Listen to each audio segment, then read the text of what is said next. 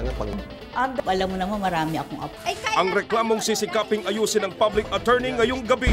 Public nuisance. Tumatagas na Poso Negro, inireklamo ng mga kapitbahay.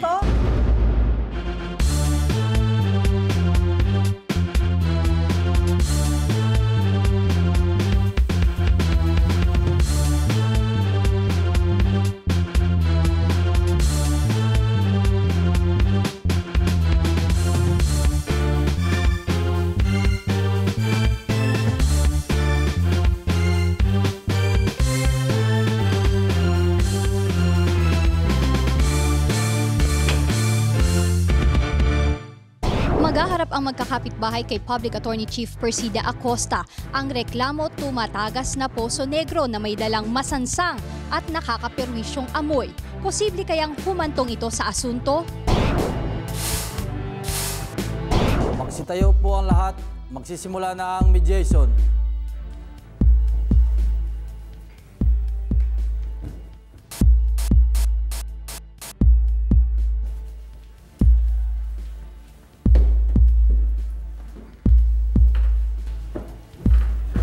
Maaari na pong umupo ang lahat. Ang ating sinasagawa ay isang mediation, arbitration, conciliation na isang programa ng Public Attorney's Office upang sa ganon ay maresolba ang mga problema ng ating mga kababayan at hindi na humantong sa mga kasuhan sa ating hukuman. Aking pakikinggan ang inyong mga reklamo. Ang gusto ko ay sabihin nyo ang pawang katotohanan, walang labis, walang kulang. Ang nagrereklamo. Ang nagrereklamo, Anita Stoke, 62 taong gulang mula sa 1978 Interior 9, Mataas na Lupa, Muñoz, Paco, Maynila. Ang inirereklamo, Romeo Villafuerte, 63 taong gulang mula sa 1978 Interior 10, Mataas na Lupa, Muñoz, Paco, Maynila.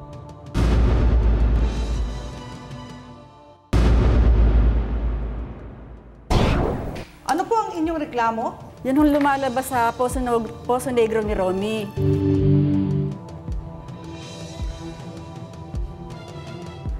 Romy! Oh, ano naman yung reklamo nyo? Ang Poso Negro mo, mabaho! Dapat gawin mo dahil maraming napipirwisyo. Araw-araw ako naglilinis dito pero hindi mo ginagawa. Nung unang-una ho, sinasabi nga namin yung problema yun. Ang sinasabi naman niya sa amin, hindi daw sa kanila nanggagaling yon sa kanal. Pero ang inaano ko lang kay Romy, sana naman pag nakita nilang naligo sila or naglaba, tignan nila sa labas, yung ginamit nila, nandun lahat sa labas. Tsaka ang pinakamasakit ho doon, halos araw-araw ko naglilimas ako doon.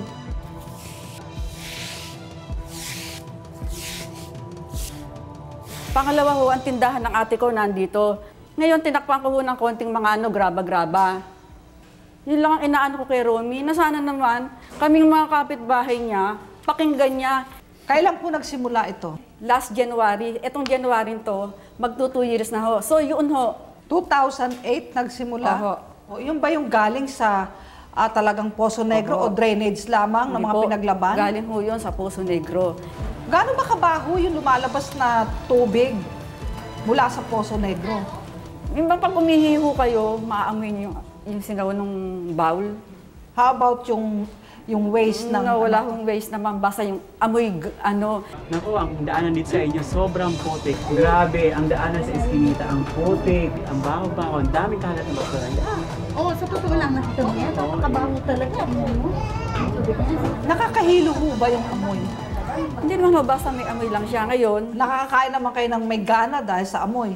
nakakain naman ho. Yun nga lang, talagang may amoy siya na ano. Ipinarating nyo na pa sa barangay to? Opo, pinarating na namin. Ngayon, Ano ba problema? Ito po kasing kapitbahay ko, Chairman. Matagal na namin rinireklamo yung kanyang Poso Negro. Mabaho po yung singaw. Hanggang ngayon wala pa po siyang ginagawang aksyon. Mabaho talaga, nakakaapekto po sa kapaligiran. Wala pa rin ginagawa aksyon si Mang Romy. Wala ho. Pag nasa loob ka ba ng bahay, amoy na amoy pa rin? Oo. Amoy mapanghi ang ibig mo sabihin? Lalo na pag lalabas kayo. Yan, masakit man sabihin, Romy. Hindi kami nagpunta rito para hiyain ka. Gusto lang namin ipaabot sa'yo yung hinaing namin. Ikaw sinasabi mo sa amin, tayong magkakapitbahay magtutulungan, pero hindi ko makita sa iyo yun, Romy. Pasensya ka na. Sigurado ka ba na galing sa Poso Negro ni Mang Romy yun? Sigurado po ako. Gaano ka kasigurado? Pagka yung maliligo, doon lalabas ako. Ayan na lahat. Lalo na po, pagka naglabaho yung misis niya, maghapon niya, wala akong tigil, ang lakas. So, mga after 1 hour, lalo na pagka naglaba nga, sinasalin ko yan doon sa kabilang kanal. Eh ngayon, nakiusap ako. Ibig sabihin, sinasalok nyo. Nililimas ko, sinasalin ko doon sa malapit na kanal na yung anong ganyan. Kaya lagi ko rin yung nililinis yung kanal na papaganyan. So, yun. Nasaan po ba nakapwesto yung Poso Negro ni Mang Romy? Ito ho yung bahay namin. Ito yung kanila. Dito ho mismo. Dito lumalabas yung mga madudumi. Buong paikot ho yan hanggang doon sa likod nila at nung kapitbahay namin, sila Rode, sila Mrs. So, hindi ikaw lang naapektuhan, pati yung mga kapitbahay pa. Marami kayo. Marami ho kami. At yan ang mga hinaing ni Anita Estoque, 2 taon na raw niyang tinitiis ang di umano'y pasakit mula sa tumatagas na Poso Negro ng kapitbahay na si Mang Romeo. Bukod sa araw-araw na paglilinis, ay siya pa nga daw mismo ang nagpatambak ng graba para hindi umabot sa kanila ang tagas. Handa na kayang akuin ni Mang Romeo ang responsibilidad o itatanggi niya na siyang may pagkukulang? Ngayon sa akin lahat sinisisi. Sabi ko kalikasan, hindi natin pwedeng sawatain yan. Yung pagka nakakondepensya ka ako,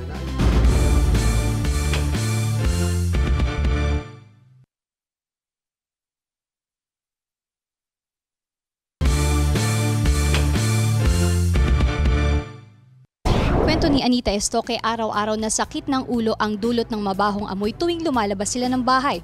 Pero saan nga ba nanggagaling ang masangsang na amoy na ito? Tama bang sisihin ang kanyang kapitbahay? Pakinggan natin ang bersyon ng kwento ni Romeo Villafuerte.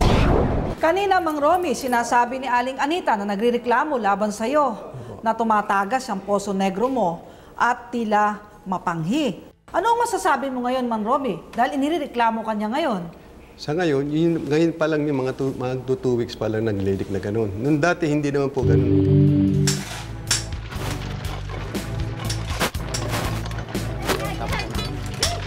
Ito na nga, ginagawa na nga. Tumawag na ako ng barangay para matapos na itong mga problema natin. Gagawin din lang na yung mga gano'n. Inayos ko naman yung dumalabas na tubig doon. Inayos namin ng chairman. Naglagay kami ng pipe para masipsip yun sa kanilang lugar. Yung sa akin, hindi pa nagdelik noon. Ngayon na lang. Nung nalagyan namin ng pipe, wala na. Umabot ng 3 months, hindi sila nagko-complete. Tapos na. Ngayon, nag-uulan. Hindi pumapasok ang ulan. Bagyo. Dalawang bagyo pumasok na sa sunod. Napopondohan ngayon ng tubig yung aming lugar doon, paikot. Ngayon sa akin, lahat sinisisi. Sabi ko, kalikasan yan, hindi natin pwedeng sawatain yan. Yung pagka nakakondepensya ka ako, inaayusin ko. Sa ngayon, hindi ko pa mapapayos at kulang pa ako ng financing. Budget. Puro ka lang kasi pangako, magmula nung masunugan tayo, hanggang ngayon wala kang ginagawang aksyon. Di mo ba alam, nakakapirwisyo ka ng kapaligiran mo? Hindi mo ba nakakita na hanggang ngayon pati nga ako gumagawa rin dyan, nakakita mo rin naman Kaya nga sinisikap namin matapos na as soon as possible Sikapin mo, gawin mo ngayon din. Teka nga, pang materialis, napakamahal. Ay, yung bahay ko nga, nasunog lahat-lahat Unti-unti, alas pangutang lang namin, pagtulungan namin ng mga anak ko.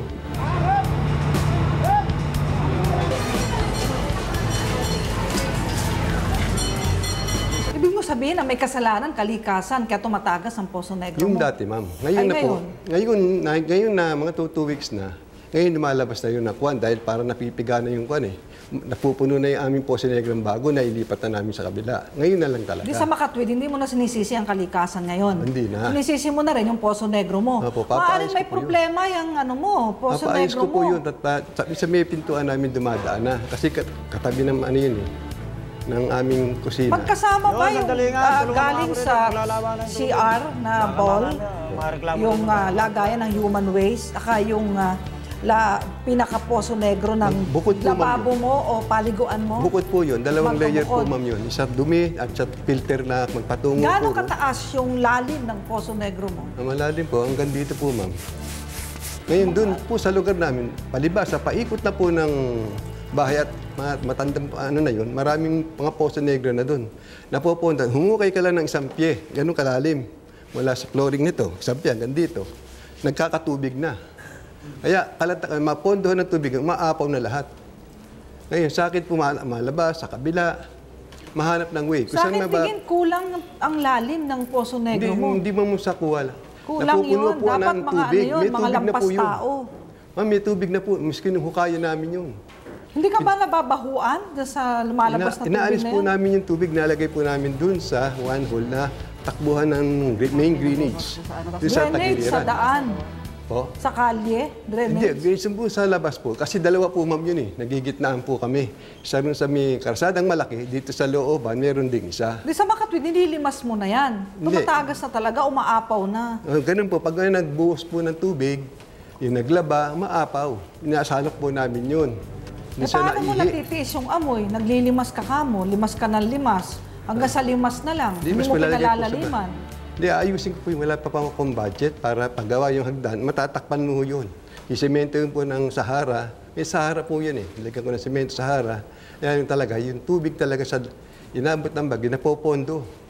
Pati nga buong bahay ko, inuulan. Paano kung walang bagyo? Pag wala ka mong bagyo, tumatagas pa rin. Bagyo na naman ang sinisi mo. Hindi po, ibig sabihin, nung nagkaroon po ng bagyo noon, kasi yung aking bahay, bato pa lang po ganito, wala pa pong second floor. Kaya yung hagdan, lagyan ko lang ng parang shade, para ang tubig, hindi na pumasok kung pumasok sa loob. Kumakalat din yung tubig.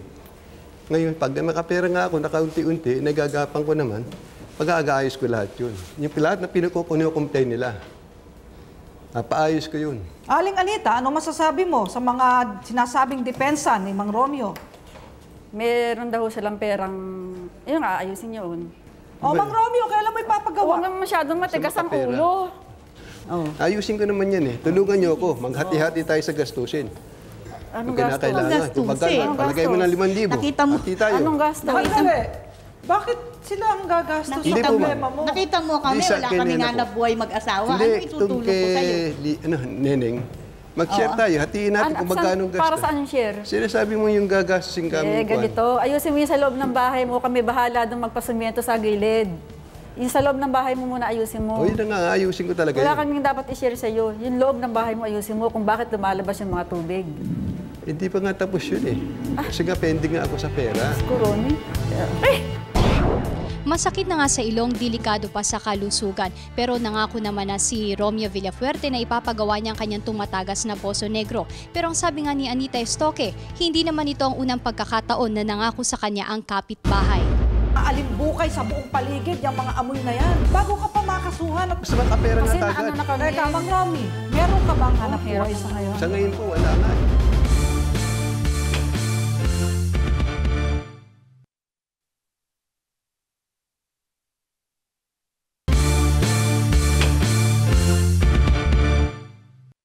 Narinig natin si Mang Romeo, nasa 5 talampakan lang pala ang lalim ng hukay ng kanyang Poso Negro. Pero depensa niya walang mali sa kanyang pagpapagawa dito. At sa halip ay sinisisi niya ang kalikasan dahil bahain daw sa kanilang lugar ay kaya tumatagas ang Poso Negro. Gayunpaman, panahon ang hinihingi ni Mang Romeo para ipagawa ang tumatagas na Poso Negro.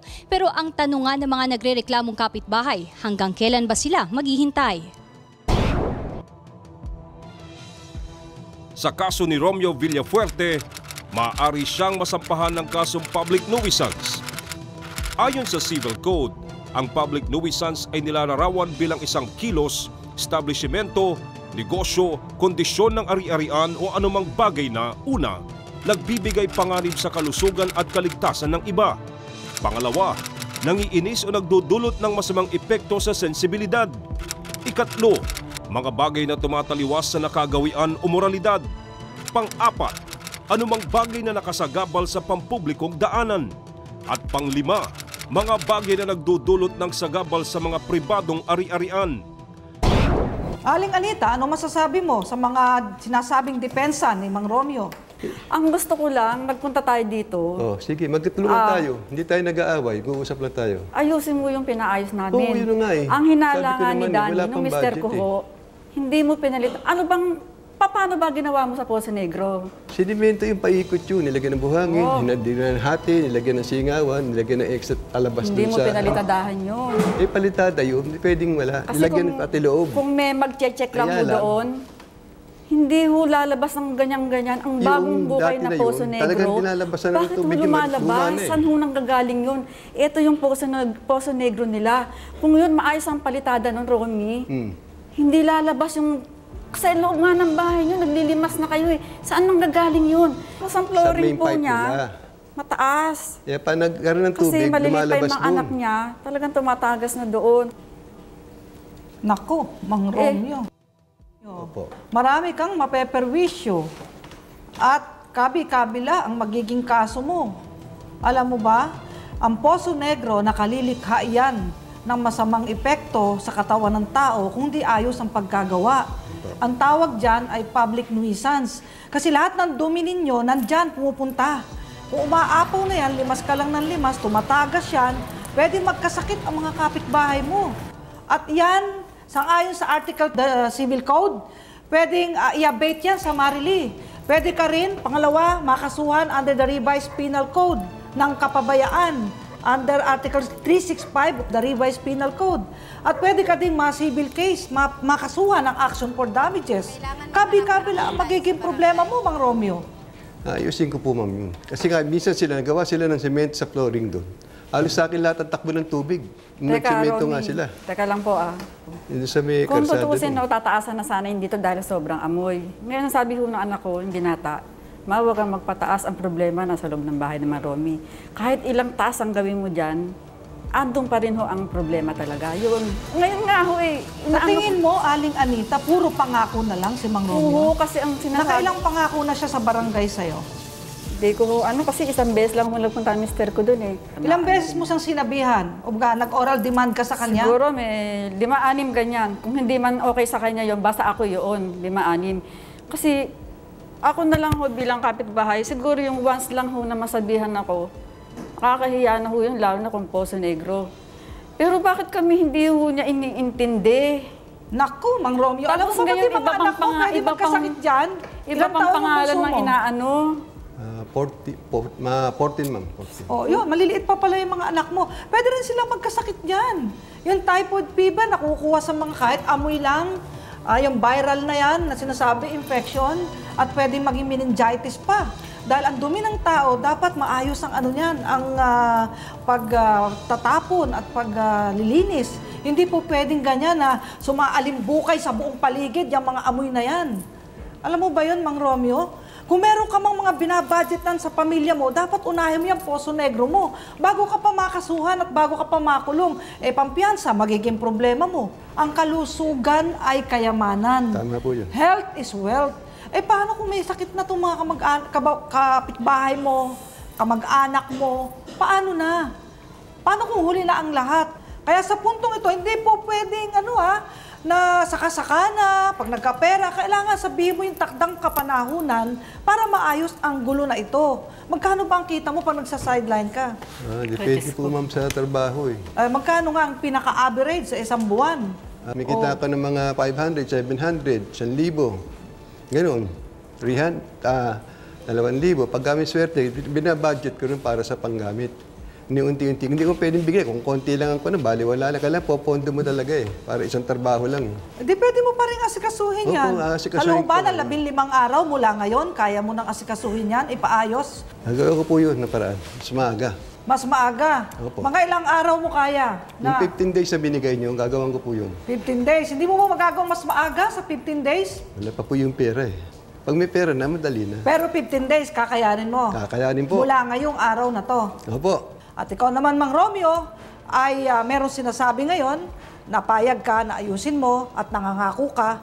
Dahil wala kang pera sa ngayon, payag ka na sa loob ng 15 araw, magampanan mo ang tungkulin mo na ayusin ang Poso Negro mo. Areglo at hindi asunto, Aling Anita. Areglo ho, pero yung 15 days na sinabi nyo, aasahan ho namin yon. Ikaw naman, Mang Romeo, areglo o asunto? Areglo. O sa pagkakataong ito, magpipirmahan tayo ng kasunduan, compromise agreement, at inihandayan ng administrating officer. Tawagin na natin si Attorney Howard Aresa. Nasaan ang kompromiso? Anita Estoque, nagrireklamo, versus Romeo Villafuerte, inireklamo. Kami na nakalakda sa kasunduang ito ay napag-usapan at napagkasunduan ang mga sumusunod. Una, na ipaayos ni Romeo Villafuerte ang Poso Negro sa loob ng bahay niya upang ito ay hindi na tumagas at mangamoy.